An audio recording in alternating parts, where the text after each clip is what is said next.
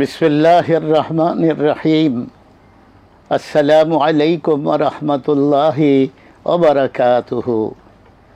কাছে এবং দূরে যারা আমাদের এই প্রিয় অনুষ্ঠান ইসলামী সওয়াল ও জবাবের অপেক্ষায় রয়েছেন, আপনাদের সকলকে আন্তরিক সালাম এবং মোবারকবাদ। আমরা সবাই অবগত আছি আমাদের এই অনুষ্ঠান থেকে কোরআন এবং হাদিসের আলোকে আমাদের নিত্য জীবন ঘনিষ্ঠ সকল আপনাদেরই প্রশ্নের উত্তর দেয়া হয়ে থাকে, আর উত্তর দিয়ে থাকেন দেশ বরেণ্য প্রখ্যাত আলেমে দ্বীন যারা, তাদের মধ্য থেকে বিশিষ্টজনেরা। আজ আমাদের স্টুডিওতে উপস্থিত হয়েছেন তেমনি একজন প্রথিতযশা প্রখ্যাত আলেমে দ্বীন শাহ ওয়ালিউল্লাহ। আসসালামু আলাইকুম ওয়া রাহমাতুল্লাহি ওয়া বারাকাতুহু। মুবারক, বারাকাল্লাহু ফিক। আল্লাহ পাক আপনাকে সুস্বাস্থ্য দীর্ঘ জীবন দান করেন। আমরা যারা দর্শক শ্রোতা এবং বিভিন্ন প্রশ্ন নিয়ে তার সঠিক জবাবের অপেক্ষায় থাকি, আপনার সুনিপুণ জবাবের দ্বারা আমরা যেন ইহজীবন পরজীবনের পথকে সহজ করে নিতে পারি। বারাকাল্লাহু ফিনা ওয়া ফিকুম জামিআন। সুপ্রিয় দর্শক শ্রোতা, আমরা দেখি কে আছেন অপেক্ষায় প্রশ্ন নিয়ে। আসসালামু আলাইকুম ওয়া রাহমাতুল্লাহ। ওয়ালাইকুম আসসালাম রাহমাতুল্লাহ। জি ভাই, কে? আশুলিয়া থেকে। জি, আশুলিয়া থেকে। আমাদের এখানে ডিশ নাই তো, আর বিদ্যুৎ দেখতে পাচ্ছেন। আজকে আছে কি আমাদের শায়েক? জি বলুন। আছে কি আজকে? আমাদের বিদ্যুৎ নাই তো, আমি দেখতে পাচ্ছি না। জি, প্রশ্ন বলুন। যদি আপনার কোনো প্রশ্ন থাকে, দেখতে হবে না, আপনি শুনতে পেলেও তো হবে। না, তা হবে, তা একটু মানে একটা প্রশ্ন থাকে তো, এমনিকে তো বলতে চাইছিলাম আর কি। জি, আপনি প্রশ্ন বলুন। এই আমার প্রশ্ন হলো, এর আগে শাহুল্লাহ ভাই কাছে আমি প্রশ্ন করেছিলাম যে সূরা কাফিরুন, যে কোনো নামাজ, নফল নামাজ সূরা কাফিরুন প্রথম রাকাতে 4 বার আর দ্বিতীয় রাকাতে সূরা ইখলাস 3 বার পড়লে 2 খতম সওয়াব পায়। এবং অন্যান্য সময় যদি কেউ সূরা কাফিরুন 4 বার পড়ে, তাহলে 1 খতম সম পরিমাণ পাওয়া যায়, সূরা ইখলাস 3 বার পাওয়া যায়। তারপর আমি আমলটা করে আসতেছি। তো গত 2-3 দিন আগে আবার আমাদের বড় হুজুর উস্তাদ কামালউদ্দিন জাফরি হুজুর বললো যে না, এই ধরনের কোনো নাই, কোন জায়গায় এই ধরনের কোনো কথা নাই। এটা না একটু মানে সুন্দর। আচ্ছা, আর কোন প্রশ্ন করবো নাকি করবো না? জি, আপনার প্রশ্নটি সুন্দর এবং পরিষ্কার, নিশ্চয়ই এর সঠিক জবাব পাবেন। আর কোন প্রশ্ন আছে? একটা প্রশ্ন, একটু মোবাইলে কেমন উত্তরটা দিবেন? জি, আপনি এই প্রশ্ন ছাড়া আর কোনো প্রশ্ন করতে চান? আমার একটাই প্রশ্ন। আচ্ছা, জবাব নিন। জি মুহতারাম। আলহামদুলিল্লাহ ওয়াসসালাতু ওয়াসসালামু আলা রাসূলিল্লাহ ওয়া বা'দ। আকুলু বিল্লাহি তৌফিক। এটা হলো যে উনি সূরাতুল কাফিরুন 4 বার পড়লে 1 খতম হয়, এটা বিশুদ্ধ হাদিস দ্বারা প্রমাণিত। আর সূরাতুল ইখলাস 3 বার পড়লে 1 খতম কোরআন আল কারীমের সওয়াব হয়, এটাও বিশুদ্ধ হাদিস দ্বারা প্রমাণিত। এখন প্রশ্ন হলো যে, এটা আমি বলেছিলাম যে যারা মানে চান যে কৌশল অবলম্বন করে অল্প সময়ে অনেক সওয়াবের অধিকারী হতে, তারা যদি 2 রাকাত সালাতের প্রথম রাকাতে 4 বার কুল ইয়া আইয়ুহাল কাফিরুন পড়েন, দ্বিতীয় রাকাতে সূরাতুল ফাতিহার পরে 3 বার সূরাতুল ইখলাস পড়েন, তাহলে তো 2 রাকাতে 2 খতম হয়ে গেল। তো এটা হয়তো তিনি মানে আমাদের শ্রদ্ধেয় উস্তাদ সৈয়দ কামালউদ্দিন আব্দুল্লাহ জাফরি সাহেবকে প্রশ্ন করা হয়েছে। তো হুজুরকে কিভাবে প্রশ্নটা করা হয়েছে, হুজুর কিভাবে উত্তর দিয়েছেন এটা তার বুঝি না, কিন্তু বাস্তবতা হলো যে 4 বার সূরাতুল কাফিরুন পড়লে 1 খতম 30 পারা পড়ার সওয়াব হয়, এটা বিশুদ্ধ প্রমাণিত। আর 3 বার সূরাতুল ইখলাস পড়লেও 1 খতম বা 30 পারা পড়ার সওয়াব, এটাও বিশুদ্ধ প্রমাণিত। আল্লাহু আ'লাম বিসওয়াব। তো শেখ, এই সূরাগুলো নামাজের ভিতরে বা বাহিরে যে কোনো সময় যদি কোনো বাধ্যবাধকতা নাই, তাহলে যদি কেউ নামাজের ভিতরেও পড়ে তাতে তো কোনো বাধা বা নিষেধ তো নাই। নিষেধ তো নাই যে নামাজের ভিতরে একাধিকবার কোনো সূরা পড়া যাবে না, এরকম তো না। বারাকাল্লাহু ফিক। দর্শক, নিশ্চয়ই আপনি উত্তর জেনেছেন। আমরা দেখি আর কে আছেন অপেক্ষায়। আসসালামু আলাইকুম ওয়া রাহমাতুল্লাহ। আসসালামু আলাইকুম। আলাইকুম আসসালাম। কে বলছেন, কোথা থেকে? হুজুর, আমি প্রশ্ন করতে চাচ্ছিলাম, এই সালাতের সময় জি, আমরা মহিলা যারা, এখন তো গরম হুজুর, মোজা পরা যায় না, এই জন্য আর কি এই পায়ের আঙ্গুল, শুধু আঙ্গুল গুলা আর কি, পাতা সম্পূর্ণ একটু ঢাকা থাকবে, শুধু পায়ের আঙ্গুল গুলো বের হয়ে থাকলে কোনো সমস্যা আছে কিনা হুজুর, এটা প্রশ্ন ছিল।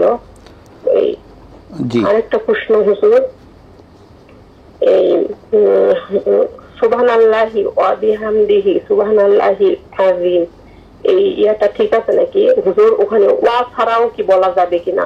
জি। সুবহানাল্লাহি বিহামদিহি সুবহানাল্লাহিল আযীম এইভাবে বলা যাবে না ওয়া দিয়া বলতে হবে? এটা একটু দুইটা প্রশ্ন ছিল। জি জি জি জি, অনেক সুন্দর কোশ্চেন। ওয়ালাইকুম আসসালাম ওয়া রাহমাতুল্লাহ। জি মোহতারাম, পায়ের আঙ্গুল যদি খোলা থাকে, আসলে ব্যাপারটা হলো এটা, মানে আমাদের দেশের কালচারের কারণে এই বাস্তবতাটা। আমাদের পোশাকের কালচার হলো যে নারীরা শাড়ি পরবেন বা হয়তো এখন সালোয়ার কামিজ পরেন, আর পুরুষরা লুঙ্গি বা হয়তো পায়জামা পাঞ্জাবি এগুলো পরেন।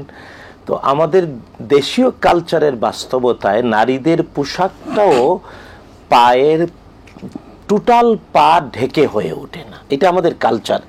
এবং এটার পিছনে একটা কারণ আছে, যে আমাদের যেহেতু মানে 6 ঋতুর দেশ, বৃষ্টি হয়, কাদা হয়, এই কারণে আমাদের দেশে, যদিও এটা আবার দুর্ভাগ্য এটাও, যে অনেক জায়গায় দেখা যায় মেয়েদের পোশাক একেবারে টাকনুর উপরে, পুরুষরা হয়তো টাকনুর নিচে পড়ছে আর মেয়েরা হয়তো টাকনুর উপরে পড়ছে। কিন্তু না, আমরা বিনীতভাবে অনুরোধ করব যে নারীদের পোশাক মানে নারীর একেবারে পা পর্যন্ত ঢাকে এমন পোশাক পরা, পাও ঢেকে যায় এমন। এই জন্য নারীদের পোশাক হবে এমন যে পোশাকে তার পায়ের আঙ্গুল শুদ্ধ পা ঢেকে যায়, এটাই হলো শরিয়া নির্দেশনা। কিন্তু আমাদের কালচার, আমি আবারও বলছি যে আমাদের কালচারে, আমাদের যেহেতু শাড়ি পরে মা বোনরা অথবা সালোয়ার কামিজ পরে, এতে পা এখন অবশ্য আলহামদুলিল্লাহ এখন ওই যে প্লাজো টাইপের অনেক মোটা পায়জামা আছে, এগুলাতে ইচ্ছা করলে পায়ের আঙ্গুলও ঢেকে যায় এমনটা পড়তে পারে। এই অভ্যাস করা উচিত। আমরা বিনীতভাবে আমাদের মা বোন সবাইকে বলতে চাই, মা বোনদের পোশাকটা এমন হওয়া উচিত যাতে তার সমস্ত শরীরটা ঢাকে, এমনকি পায়ের আঙ্গুলগুলো ঢেকে যায়। সাধারণভাবে যে পোশাক পরবে এটাই তার নামাজের পোশাক। ব্যাপারটা এমন না যে নামাজের জন্য একটা পোশাক আর নামাজের বাইরে যেন তেন চললাম, তাইলে কিন্তু আত্মস্বীকৃত পাপী হয়ে যায়। নাউযুবিল্লাহি মিন যালিক। যে ব্যক্তি, আমাদের দেশে অনেক পুরুষ আছে যে সব সময় টাকনুর নিচে প্যান্ট পরছে, নামাজে যখন দাঁড়াচ্ছে তখন সে প্যান্টটা মানে কি করে নিচ থেকে গুটিয়ে দিয়ে টাকনুর উপরে ওঠায়, আবার নামাজ শেষ আবার হাত দিয়ে টাকনু ঢেকে দিচ্ছে। এগুলো আত্মস্বীকৃত পাপী। আল্লাহ হেদায়েত। তার মানে সে নিজে স্বীকার করছে সে পাপে লিপ্ত। এমন আমি এর চেয়ে ভালো বাংলা আমার কাছে নাই যে নিজেই নিজেকে পাপী বলে প্রমাণ করে দিচ্ছে। না, নাউযুবিল্লাহ, আল্লাহ হেদায়েত নসিব করুন। যেটা ভালো সব সময় করতে হবে, আর যেটা অন্যায় কখনো করা যাবে না। তাই নামাজের ড্রেসটাই হবে সব সময়ের ড্রেস, মা বোনদের জন্যও তাই। হ্যাঁ, এখন মা বোন যেভাবে বললেন যে বাংলাদেশে এখন অনেকেই মানে একেবারে মোজা পরে, তো গরমের দিনে মোজা পরে না, বরং আমাদের অনুরোধ হলো মা বোনরা সব সময় যে পোশাক পরেন নামাজেও একই পোশাক পরবেন, অর্থাৎ নামাজের পোশাকটাই তার সব সময়ের পোশাক হবে। অর্থাৎ তিনি তার মানে নিচের কাপড় এতটা ঝুলিয়ে দেবেন যাতে তার পায়ের আঙ্গুলগুলো ঢেকে যায়। তবে আবার এটা ঠিক বলছি, হ্যাঁ, যে অনিচ্ছাকৃত নামাজে দাঁড়িয়ে অনিচ্ছাকৃত যদি পায়ের আঙ্গুল বেরিয়ে যায় এতে নামাজ ভঙ্গ হবে না। শুধুমাত্র পায়ের পাতা এবং আঙ্গুল যদি বেরিয়ে যায়, পায়ের পাতা এবং আঙ্গুল বেরিয়ে গেলে নামাজ ভঙ্গ হবে না। কারণ মহিলাদের নামাজের জায়গাটা তো হতে হয় একেবারে একান্তে, যেখানে অন্য কোনো পুরুষ দেখে না। তো নিজের একান্ত নিজের বেডরুমেও যখন পড়বে তখন চেষ্টা করবে স্বাভাবিকভাবে সমস্তটা শরীর ঢাকতে, শুধু মুখমণ্ডল খোলা থাকবে। মুখমণ্ডল মানে চুলের গোড়া থেকে থুতির নিচ পর্যন্ত, এক কাঁধের লতি থেকে আরেক কাঁধের লতি পর্যন্ত এই এতটুকুন খোলা থাকবে। গলা অবশ্যই ঢাকবে, থুতির নিচ অবশ্যই ঢাকবে। নিজের একান্ত জায়গায়ও, একান্ত বেডরুমেও যদি আমার কোনো মা বোন নামাজ পড়েন অথচ গলা বেরিয়ে যায়, নামাজ হবে না। জি, তাই কবজির পরে 2 হাত আর মুখমণ্ডল খোলা থাকবে আর সমস্ত শরীরটা ঢাকা থাকবে। জি, বারাকাল্লাহ। মুহতারাম, এই ইসলামে যে ড্রেস কোড, পোশাকের যে বিধান, এটা কিন্তু নারীর জন্য নির্ধারিত, পুরুষের জন্য নির্ধারিত। কিন্তু দেখা যায় আপনি যেটা বলেছেন, আমি আবার একটু রিপিট করছি এই কারণে যে এ ব্যাপারে আসলে আমাদের সচেতনতা কবে আসবে। আমি একটু বলি, ওই যে একটু আগে বলেছেন নামাজে দাঁড়িয়ে এক ভদ্রলোক তিনি পাজামা গোটাচ্ছেন, গোটাতে গোটাতে কিন্তু তার রাকাত একটা ছুটে যাচ্ছে, ইমাম রুকুতে গেছে কিন্তু উনি পা গোটাচ্ছেন। অর্থাৎ ওনার নলেজে আছে যে পা গোটানো ছাড়া আমি নামাজে গেলে গুনাহ হবে, কিন্তু ওনার এই কথাও জানা উচিত যে পা গোটানোটা এটা নামাজের বাহিরেও। আমি তাই বলছি, সুন্দর বলেছেন। জি, আর ওনার দ্বিতীয় প্রশ্ন, সুবহানাল্লাহি ওয়া বিহামদিহি সুবহানাল্লাহিল আযীম বা সুবহানাল্লাহি বিহামদিহি, সুবহান ওয়ায়ের ওয়াওয়ের ব্যবহার করলেও বিশুদ্ধ, ওয়াও না করলেও কোনো সমস্যা নাই। জি জি, ধন্যবাদ আপনাকে। জি, আসসালামু আলাইকুম ওয়া রাহমাতুল্লাহ। কি আছেন অপেক্ষায়? ওয়ালাইকুম আসসালাম রাহমাতুল্লাহি ওয়া বারাকাতুহু। বলবো। জি বলুন, আপনার প্রশ্ন বলুন। জি, আমাদের মসজিদ আছে, মসজিদের পশ্চিম পাশে আপনি 2টা কবরস্থান না, তবে ওই জায়গাটা আবার আমরা কিনছি, বিক্রি করছি। এখন মসজিদটা পাড়ায় চলে আমরা কিভাবে করতে হবে আমাদেরকে এটা? জি, মসজিদের পশ্চিম পাশের কবরস্থান। জি, কবরস্থান না এটা, তাহলে এমনি 2টা কবর ছিল, ওই জায়গাটা আমরা কিনেছি। জি, কবর সহ জমি কিনেছেন? জি, কবর সহ কিনেছি। জি, এরপরে আর কোনো প্রশ্ন আছে? জি না। জি জি জি জি, মুহতারাম, প্রথম হলো যে কবর সহ জমি বিক্রি অথবা ক্রয় এটা অপরাধ। যেখানে কবর দেয়া হয় ওই জায়গা ক্রয় অথবা বিক্রয় করা উচিত না। কিন্তু হ্যাঁ, যেহেতু তারা করে ফেলেছেন, বাংলাদেশের আইনে কি করবেন? এখন প্রশ্নটা হলো যে মানে কবর সহ জমিটা কিনেছেন, ওই জমিটাতে মসজিদ এক্সটেনশন করতে চান, তাহলে শর্ত হলো যে কবর, যাদেরকে কবর দেয়া হয়েছে, যতটুকু পর্যন্ত খনন করে দাফন করা হয়েছে ঠিক ততটুকু পর্যন্ত খনন করতে হবে, করে দেখতে হবে যে ওখানে লাশ অবশিষ্ট আছে কিনা অথবা হাড়ের অংশ অবশিষ্ট আছে কিনা। যা কিছু পাওয়া যাবে তাকে সম্মানের সাথে নিয়ে অন্য কবরস্থানে দাফন করতে হবে, আর এটাকে মাটির সাথে মিশিয়ে দিয়ে তখন এক্সটেনশন করা যাবে। কবর খনন করে একেবারে ভিতরে যা আছে তা একেবারে ভালো করে না দেখে মসজিদ এক্সটেনশন করা যাবে না, যাবে না, যাবে না। মাশাআল্লাহ, আলহামদুলিল্লাহ। জি জি জি, আসসালামু আলাইকুম। আর কে আছেন অপেক্ষায়? আসসালামু আলাইকুম। সালাম, বলুন আপনার জানতে চাইছি দানের ব্যাপারে। বুঝছেন, তখন দেখা যায় যে অনেক রাস্তায় ঠকি থাকে। এখন তার পরিস্থিতি হয়েছে যে করে সংসার গেছে। আপনার আওয়াজটা আমরা পরিষ্কার শুনছি না। মনে করেন যে ঋণ দিতে পারবে সেই পরিস্থিতি আল্লাহর মধ্যে তার আছে। এখন তার ঋণ করে সংসার চলছে এবং তার কাজটা চালাইতেছে। এখন জন্য মনে করেন দান খরচের ব্যাপারটা কিভাবে দায়বদ্ধ হতে পারে? মনে করে যে আপনার প্রশ্ন সংক্ষিপ্ত হতে হবে। এমনি তো আওয়াজ শোনা যাচ্ছে না, আমি তো পুরোটা বুঝতেও পারিনি। আচ্ছা, আসসালামু আলাইকুম। জি, ওয়ালাইকুম আসসালাম। জি, এরপরে আমরা অন্য একজন প্রশ্ন নেই, যতটুকুন আপনার প্রশ্ন বুঝেছেন নিশ্চয়ই। জি বলেন। জি বলেন বলেন। জি, আরেকটা প্রশ্ন নেব শেখ। জি, এইটাই বলি। আচ্ছা আচ্ছা, নিব, এটার উত্তরটা হয়ে যাক, আমরা ছোট্ট করে আওয়াজ অস্পষ্টতার কারণে বুঝিনি, কিন্তু যতটুকু আমি শুনতে পেরেছি তা হলো ব্যক্তি ঋণগ্রস্ত, ঋণ করে সংসার চালায়, কিন্তু দান খয়রাত কিভাবে করবে। একটা দেখুন, ইসলামে দান করাটা দুই ধরনের, একটা হলো বাধ্যতামূলক দান আর একটা হলো অপশনাল। বাধ্যতামূলক দান এর নাম হলো যাকাত, এর নাম সাদাকাতুল ফিতর, এর নাম মান্নত। সুতরাং ব্যক্তির সম্পদ থাকলে যাকাত দেবে, অবশ্যই সে রমাদান কারীমে সাদাকাতুল ফিতর দেবে, শরিয়ার অনুকূলে থাকলে শুধু তেনা মান্নত করলে তা পূর্ণ করবে। কিন্তু এর বাহিরে সাধারণ দান সব সময়, এমনকি যে ব্যক্তি একান্তই অভাবগ্রস্ত সে তো 1 টাকা 5 টাকা 10 টাকা দান করতেই পারে। তাই দানের পরিমাণটা কত ব্যাপারটা এই না, দানটা আত্মা থেকে আল্লাহর জন্য ভালোবেসে করতে হবে, এটা হলো বিষয়। আর এক দান করলে মিনিমাম 700 দেন আল্লাহ তাআলা, ম্যাক্সিমাম কত আল্লাহ তাআলা ছাড়া কেউ জানেন না। আর আরেকটা ব্যাপার প্রসঙ্গত, যে রাস্তায় যারা ভিক্ষুক ভিক্ষা করে, হ্যাঁ হয়তো অনেকেই আছে এমন তারা হয়তো পেশার কারণে করে, তো যদি কেউ ইচ্ছা করেন সে চায় তাকে দিলে ব্যক্তির দান হয়ে যাবে।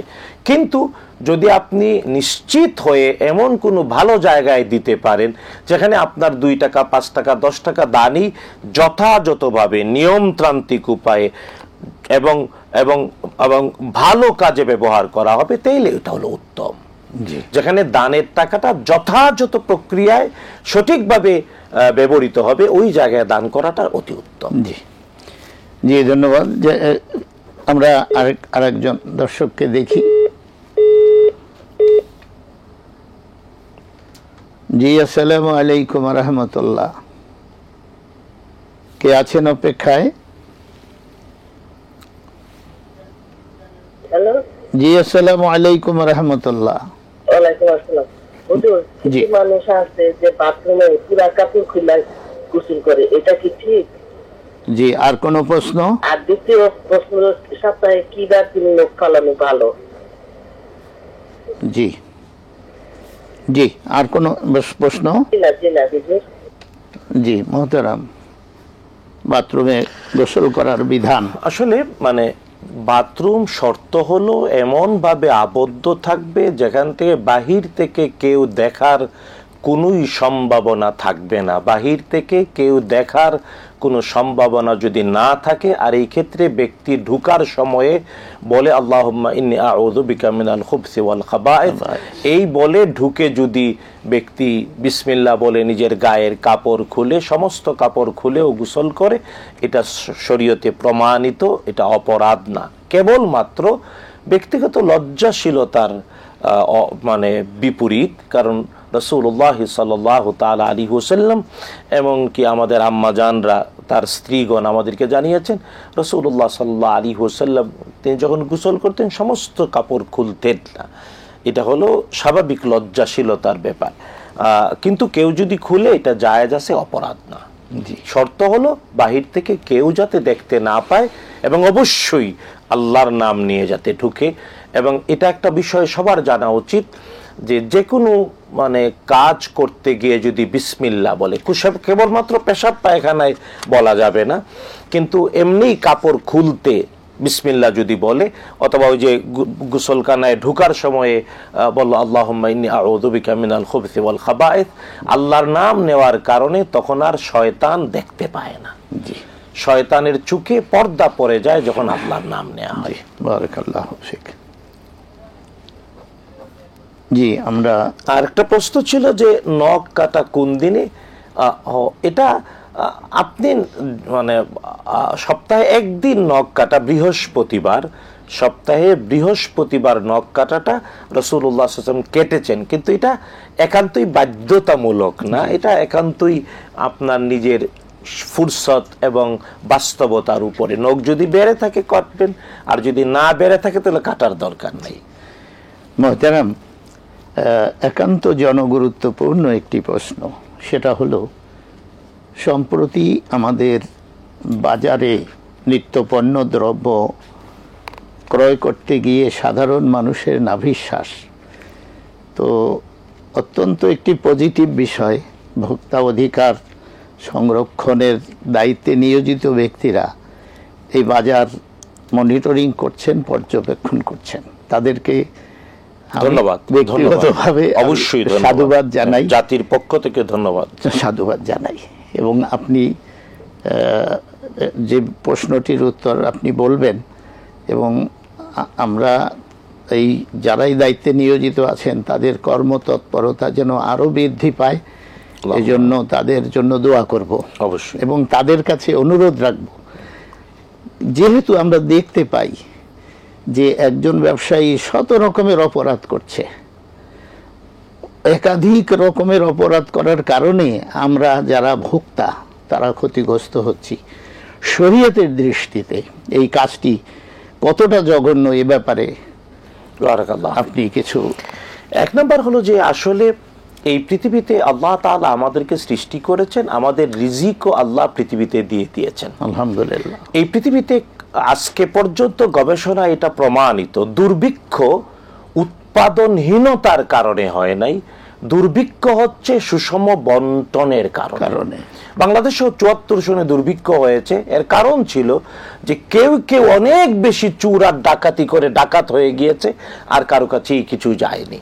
তো আমাদের এখনো যে বাস্তবতাটা চলছে, উৎপাদনকারী যারা কৃষক, তারা যা উৎপাদন করেন তারা যা মূল্য না পান, মধ্যস্বত্ব ভোগীরা, যেমন আমি নিজে দেখেছি ভোক্তা অধিকারের, আপনি যে বললেন তিনি একজন মানে আমাদের একজন দায়িত্বশীল কর্মকর্তা অভিযান পরিচালনা করতে গিয়ে পেয়েছেন ডিম, প্রতি একটা ডিমে উৎপাদনকারীর কাছ থেকে কিনে, যে যাকে বলা হয় আড়তদার, তারা বিক্রি করছে প্রতি একটা ডিমে ৫.৫ টাকা লাভ করছে। কত বড় ডাকাত! তিনি নিজেও বলছেন কত বড় ডাকাত এটা, যে একটা ডিমে ৫.৫ টাকা লাভ করে, অথচ সে উৎপাদন করে না, লক্ষ লক্ষ ডিম বিক্রি করতেছে প্রতিদিন। মানে পরিকল্পিতভাবে এইভাবে যে এই অপরাধটা প্রথম হলো যে মানুষের মুখের রিজিককে পরিকল্পিতভাবে মানে মানুষের কাছ থেকে আটকায়া দেওয়া হচ্ছে, দাম বৃদ্ধি না কেবল, এতে কারণ মানে এটা মজুদদারি করা হচ্ছে, কৃত্রিম সংকট তৈরি করা হচ্ছে, মানুষের মুখের খাবার আটকে দেয়া হচ্ছে। এটা কবিরা গুনাহ, কবিরা গুনাহ। কারণ প্রত্যেকটা মানুষের রিজিক তার এই পৃথিবীতে জন্মের ৫০,০০০ বছর আগে আল্লাহ লিখে রেখেছে। তাই কারো মুখের গ্রাস আটকে রাখার অথবা কৃত্রিম সংকট তৈরি করার অধিকার কারো নাই। যদি কেউ করে, রাসূলুল্লাহ সাল্লাল্লাহু তাআলা আলাইহি ওয়াসাল্লাম তাদের জন্য জাহান্নামের অগ্রিম সুসংবাদ দিয়েছেন। অনেকগুলো বিশুদ্ধ হাদিস দ্বারা প্রমাণিত। ২ নাম্বার হলো যে আসলে এটা তো আইনের দৃষ্টিতে অপরাধ তো বটেই, এখানে একটা অপরাধী থাকছে না। দেখুন, উৎপাদনকারী সে উৎপাদন করে বিক্রি করে দিচ্ছে, কিন্তু মধ্যস্বত্বভোগীরা এই যে কেবল মানে ওই রুমের ভিতরে বসে হাত বদল করে এইভাবে, এটার নাম কি ব্যবসা?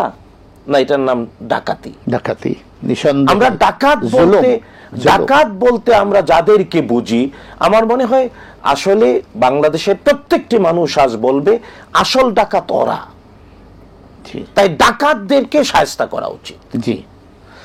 ৩ নাম্বার দেখেন, আসলে এইভাবে কিন্তু দেশের সাধারণ জনগণের মধ্যে একটা অস্থিতিশীল পরিস্থিতির তৈরি হয়। জি। কারণ পেটের ক্ষুধা যখন মানুষের, তখন সে পূর্ণিমার চাঁদকে ঝলসাদ রুটি বলে, তখন আর স্বাভাবিক শৃঙ্খলা রক্ষা করা হয়ে ওঠে না। মানুষ যখন, কারণ পেটের ক্ষুধা নিবারণের জন্যই, পেটটা ভরার জন্যই মানুষ কষ্ট করে।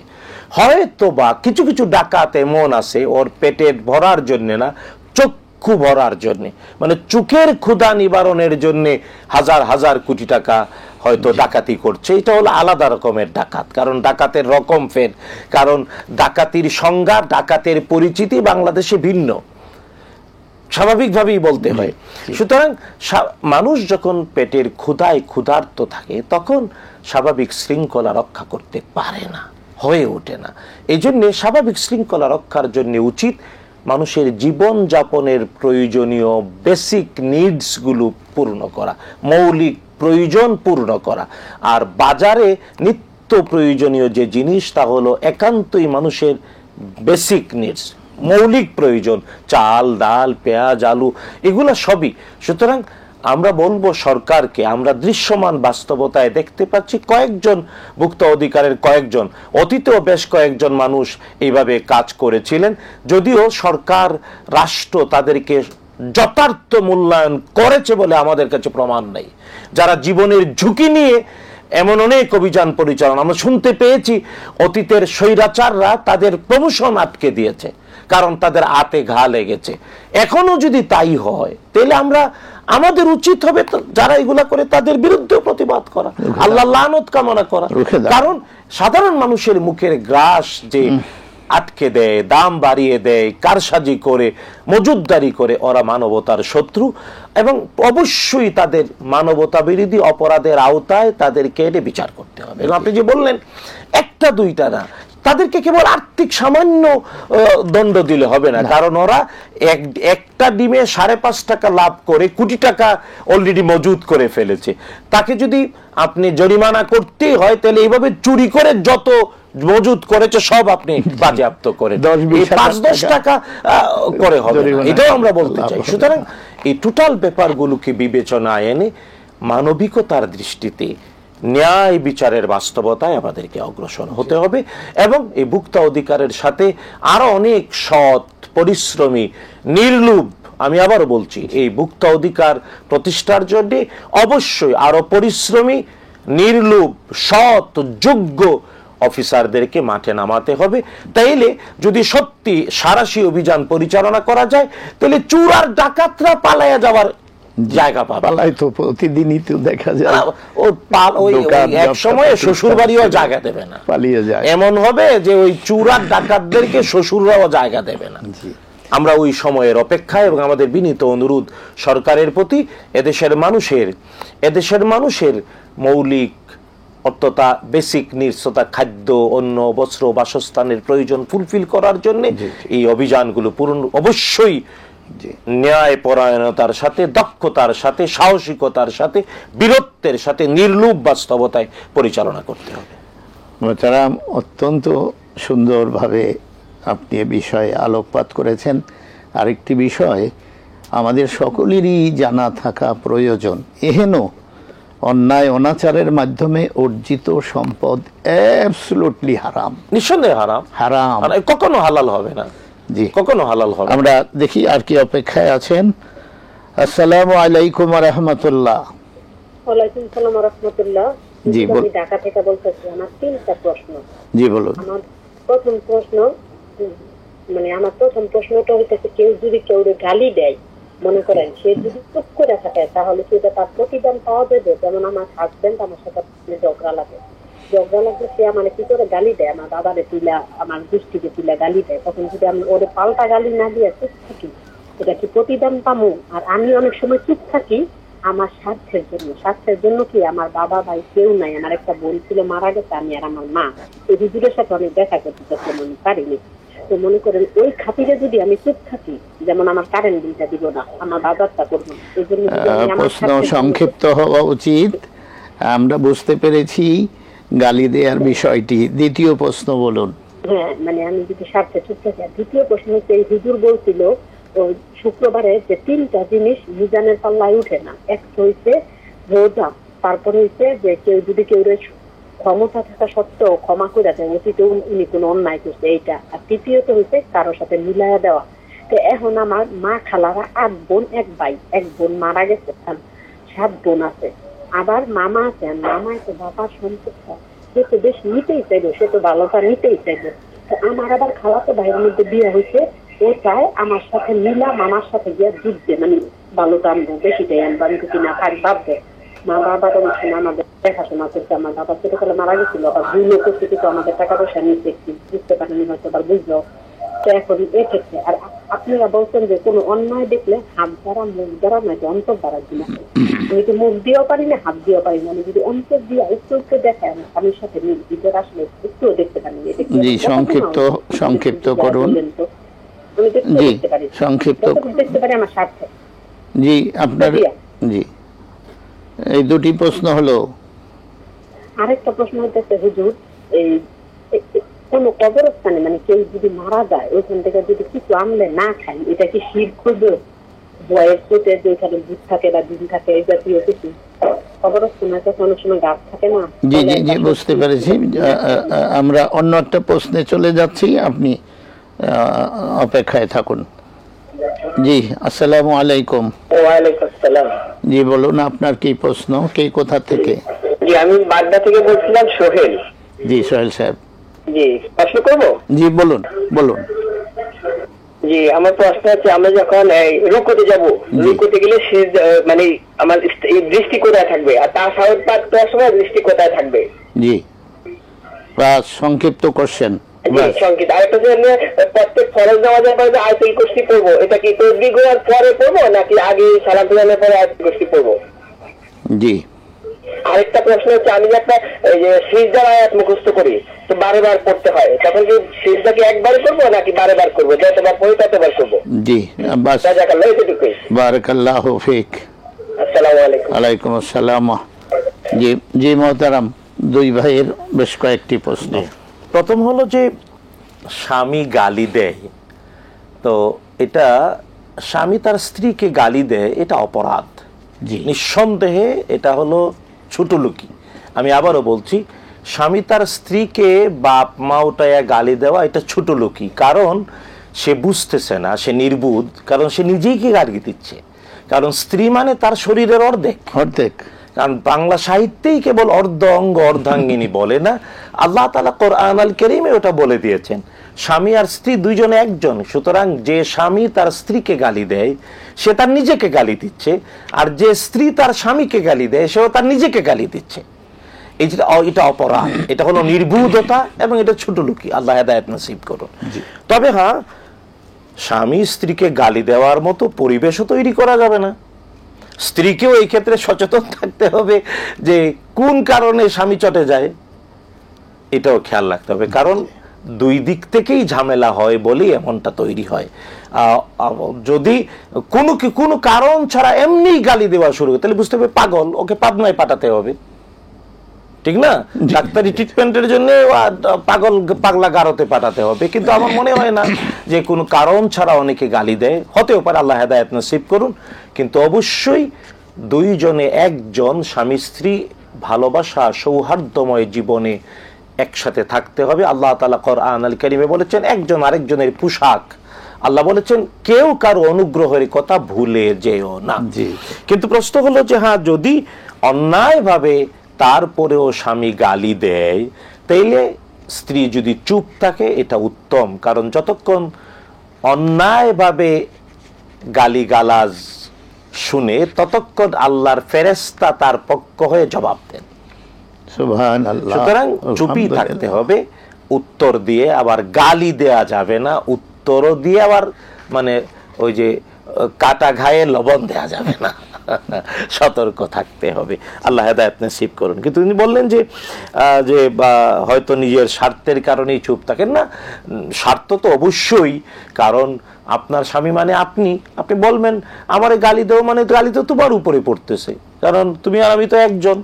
একটু বলে দেখবেন, আমাদের রেফারেন্স দেবেন, কোরআন হাদিসের রেফারেন্স দেবেন, বলবেন আমি তো তোমার গায়ের পোশাক, তুমি আমার গায়ের পোশাক, তো পোশাকের গালি দেও মানে তোমার তো বুদ্ধি নাই, বিবেক নাই। বুদ্ধি সুন্দর করে কইবেন, দেখবেন ঠান্ডা হয়ে যাবে ইনশাআল্লাহ। হ্যাঁ, তবে আপনি যে কথাটা বললেন যে তিনটি বিষয় মিজানের পাল্লায়, এর মধ্যে ইসলাহ বলেছেন, সংশোধন না। মূলত তিনটি জিনিস মিজানের পাল্লায় ধরবে না।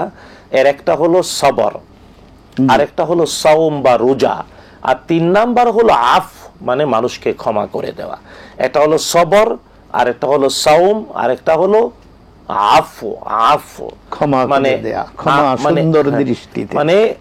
বিচার দ্বারা প্রমাণিত প্রতিশোধ অধিকার প্রতিষ্ঠিত হলো। প্রতিশোধের অধিকার প্রতিষ্ঠিত হওয়ার পরে যখন কেউ কাউকে মাফ করে দেয়, এর নাম আফু, এবং এই মাফকারীকে আল্লাহ বিনা হিসেবে জান্নাত দিয়ে দেয়। সুবহানাল্লাহ। 2 নাম্বার হলো যে সবর ইখতিয়ার করে, 3 নাম্বার হলো যে রোজা রাখে। এই 3টা তো ইসলাহ না। তবে ইসলাহ অনেক বড় ভালো কাজ, অনেক বেশি সওয়াবের কাজ। আপনি যেভাবে বললেন, আপনি আপনার স্বজনদের মধ্যে যদি ইসলাহ করার ব্যবস্থা করেন, এটা অনেক উত্তম, এবং ইসলাহ করতে পারাটা এটা অবশ্যই অনেক বড় ইবাদত। আল্লাহ তাআলা তৌফিক দিন, আমিন। জি মোহতারাম। জি, কবরস্থানের গাছের ফল ন্যাচারালি কবরস্থানের গাছের ফল ধনী মানুষরা খাবে না। এটা আলেমদের অভিজ্ঞতার কথা যে কবরস্থানের ফলমূল যারা খায় তাদের হৃদয় কঠিন হয়ে যায় যদি না সে যাকাত খাওয়ার উপযুক্ত না হয়। অর্থাৎ কবরস্থানে উৎপাদিত ফল গাছের ফল খাবে, যাকাত খাওয়ার উপযুক্ত এতিম মিসকিন দরিদ্ররা, ধনীরা কেউ খাবে না। শেখ, আমরা খুব অল্প সময়ে আমাদের রুকুতে গেলে দৃষ্টি থাকবে দুই পায়ের আঙ্গুলের দিকে। অনেকে বলেন রুকুতে গেলে দৃষ্টি সেজদার জায়গায়, না, রুকুতে গেলে দৃষ্টি যদি সেজদার জায়গায় দেয় তাহলে মাথাটা উঁচু হয়ে যায়, না, মাথা থাকবে স্ট্রেট সোজা। তাই রুকুতে গেলে পায়ের আঙ্গুলের দিকে দৃষ্টি হবে, তাশাহুদের সময় দৃষ্টি হবে হাতের আঙ্গুলের দিকে। আর আয়াতুল কুরসি পড়তে হবে। ফরজ সালাতের পরে কয়েকটা তাসবিহ আছে, মানে আল্লাহু আকবার অথবা কোন হাদিস দ্বারা প্রমাণিত আস্তাগফিরুল্লাহ আস্তাগফিরুল্লাহ আস্তাগফিরুল্লাহ 3 বার পরে তারপরে আল্লাহুম্মা আনতাস সালাম সহ বেশ কিছু আযকার, তারপরে আয়াতুল কুরসি।